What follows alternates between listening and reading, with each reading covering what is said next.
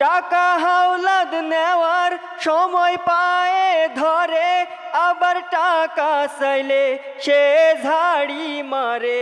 কিছু মানুষ আছে শুধু নিতে পারে, কিন্তু দেওয়ার সময় তাদের ফাটে। ও আ আমার বাড়ি কিছু টাকা ছিল, একজন হঠাৎ করে হাওলাদ নিল।